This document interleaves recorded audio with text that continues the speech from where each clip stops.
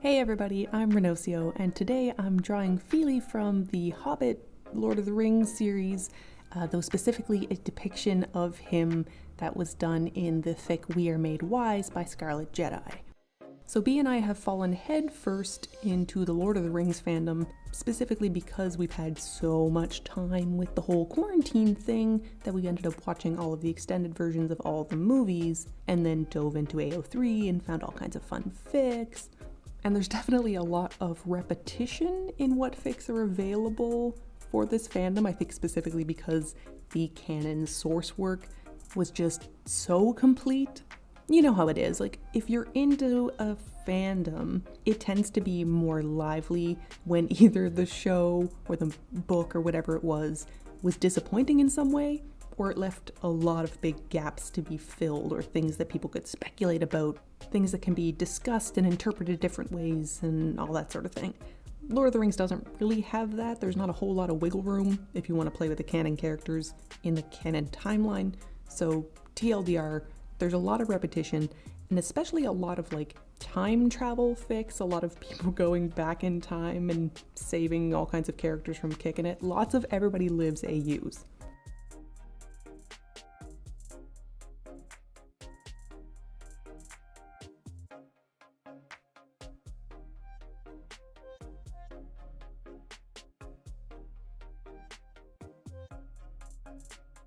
I really appreciated how the author interpreted the characters, and especially how they handled the mental and physical illnesses and disabilities the characters had.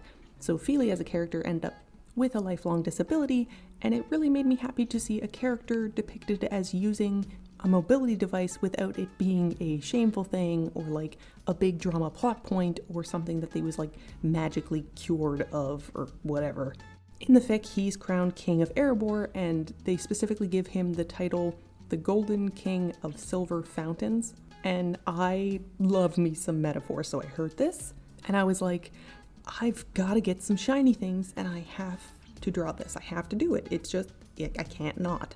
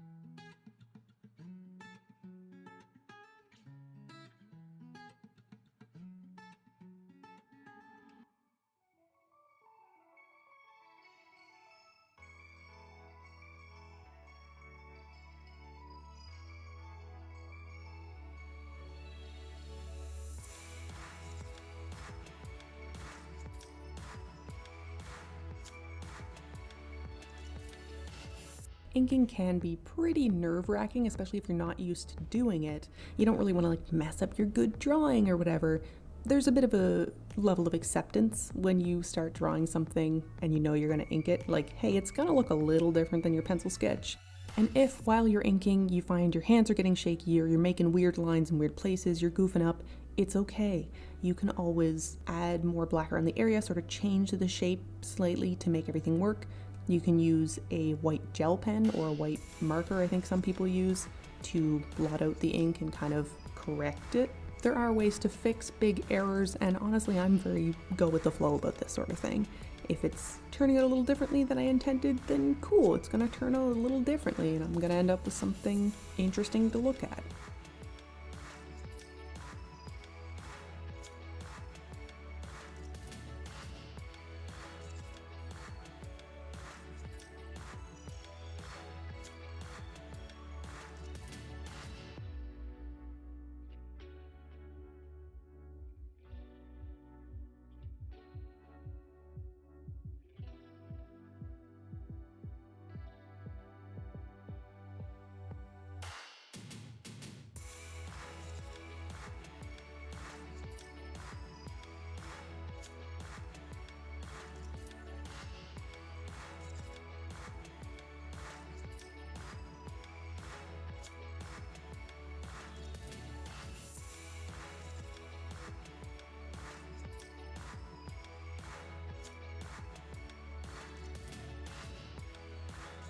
Conveniently, I found a whole bunch of iridescent gold and copper and silver paints of bees when I was cleaning out the closet, so I decided I was going to try to fill up one of my sketchbook pages with some of this paint. I've never really used paint, so this is an adventure. So because I didn't know how the paints and the inks were going to interact, I did my pencil sketch first, and then I just did like a really simple line art just so I could erase all the pencil and make everything clean and tidy. Then I slapped on my paints, and then I redid all of the inking with much more dynamic lines, much more dynamic shading, and discovered that the ink didn't totally cover up the paint really well, but I made it work.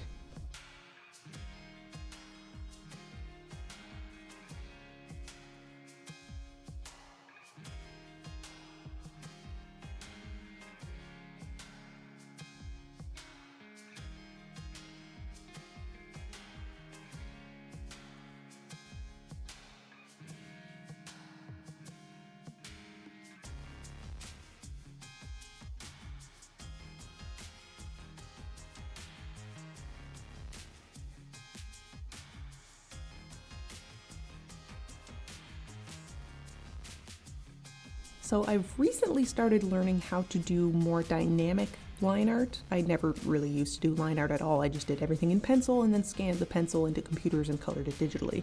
So ink work is new-ish, but I have learned that it's really important to pay attention to your line width or your line pressure or depth or whatever you want to call it. Basically, how thick your lines are in different areas will help show depth in the drawing. So in sections where like an arm is crossed across a chest or you've got an object in the way of something, I'll put extra dark lines around that thing or in sort of the little pockets of things to make them look like there's a deeper shadow there. And probably partially because I use such small pens, I tend to have to go over these lines several times to get them the way I want them to be.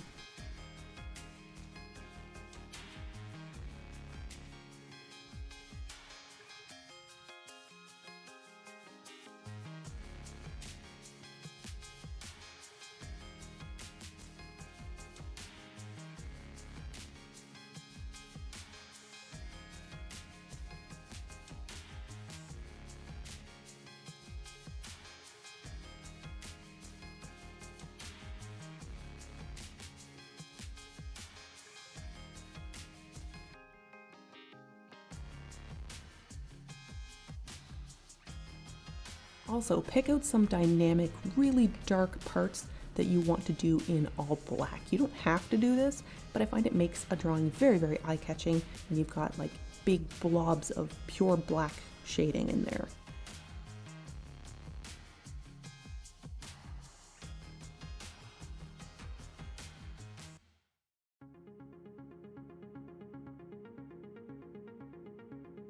Cross-hatching is also a super helpful tool for doing line work. So if you want to imply that something is a darker shade or color, or you want to imply shadows, doing these sort of little slicey lines in one direction or another can help build that up without coloring the entire space in entirely.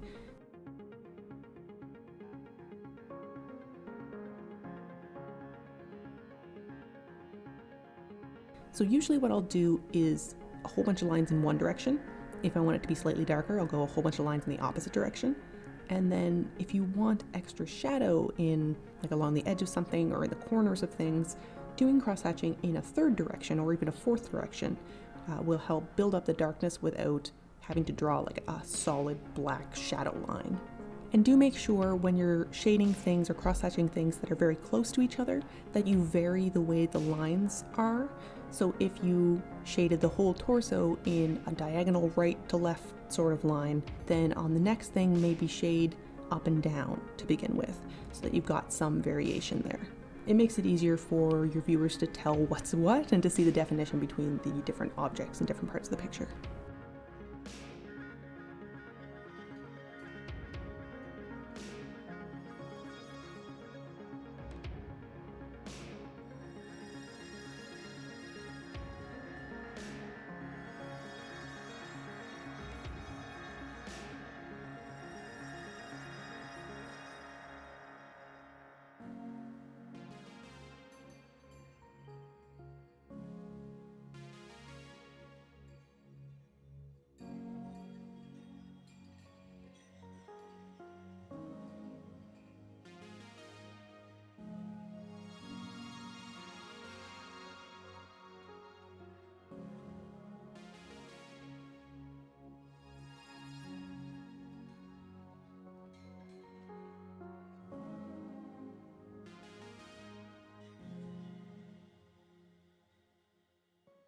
And look how shiny it is. I'm so about the shiny. It happened to be a sunny day when I finished this, so I just stood in the window, just flickering it back and forth, meaning like, ooh, monkey brain likes it. Anyway, there we go. There's the final product. I hope you guys like it. I worked really hard on this boy, and I'm fond of how he turned out. His pose isn't super dynamic, but I feel like the colors are very eye-catching, and the shiny is just so good. So let me know what you think. And if you've got any questions about line art and line work, feel free to ask. I'll answer as best I can. I'm no expert in it, but I've had a bit of practice. And let me know if there's anything that you're nervous of doing with line art or anything you've kind of been avoiding working on. Also, if you like this video and you want to hang out a little bit more and see more of this kind of thing, feel free to subscribe, and I'll see you guys in the next video. Hi. How you doing, buddy? What? What? Just came to visit. You're just chilling. Just checking in on the quarantine vows. Okay, bye.